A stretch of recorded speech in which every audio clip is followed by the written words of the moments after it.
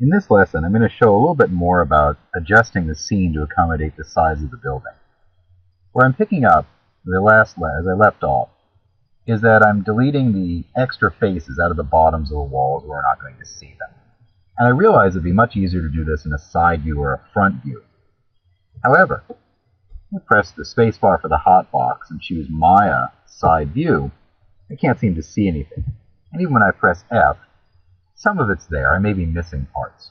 What I want to do is go to Display, Show, Cameras.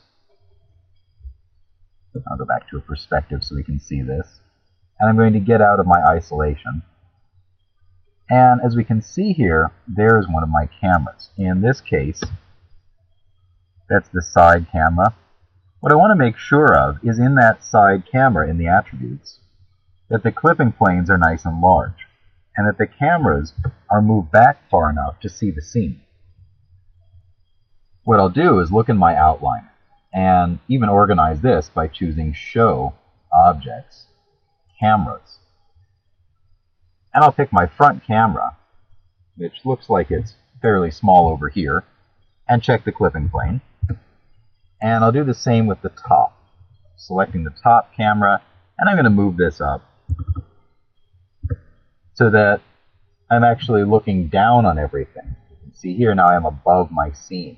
Where they are here in space I don't really care about necessarily. They start out closer to 0. This project looks like it's off a little bit. We'll move things over eventually and get it closer to 0, 0, 0. But because they are orthogonal cameras, they are just a planar view essentially. Where they are in space doesn't matter as much as long as they are far back enough to see the objects, like the side view here, and that the clipping planes are large enough to see everything.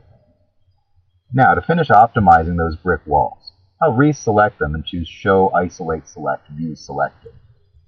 Here I am in my front view. What I'll do to select those bottom faces is select them with the marquee by face, and hold Control and deselect everything I don't want selected.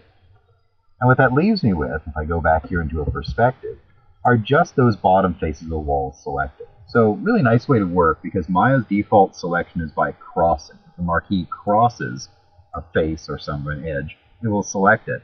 Is to select what you need and then deselect what you don't need. Now I'll hit delete, and those faces are gone. And I've optimized my polygon count a little bit more. I'm ready for adjustment and mapping on this. I'll press F8 to go back to Object. And Show, Isolate. We want to get out of isolation. I'm going to leave it back in so that I can see things clearly. So when I press 6, we can see that the brick is all over the place, moiraying and off size and way too small. That's relative to the original texture size in Revit. What I'm going to do is map this really quickly, making a preset for my mapping and mapping all the directions of brick as well as I can. We can map things by face, and that's a great choice here to get the brick lined up. I'm going to start on this large wall by picking those faces and going to Create UVs, Planar Mapping. Now this particular brick, I go back and look at the object's material. This particular brick texture has 18 bricks across, and it's square, so it's going to be the same dimension all the way around. 18 times 8 inches per brick and grout here gives me 144 inches, and I can convert this to centimeters as well. Back here in the object, here's my polyplanar projection 1, and the conversion on this comes out to 365.7. And where is that coming from is the conversion from inches to centimeters, 2.54 centimeters to the inch. And Maya's default units are in centimeters.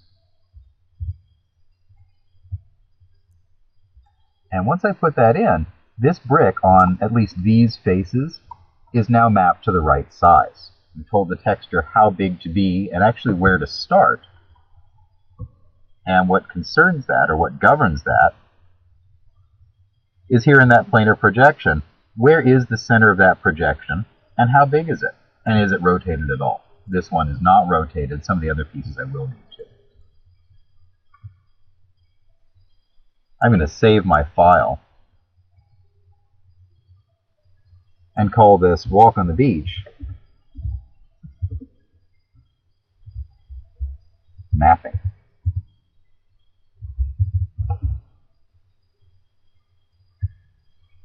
So I've got the different steps saved.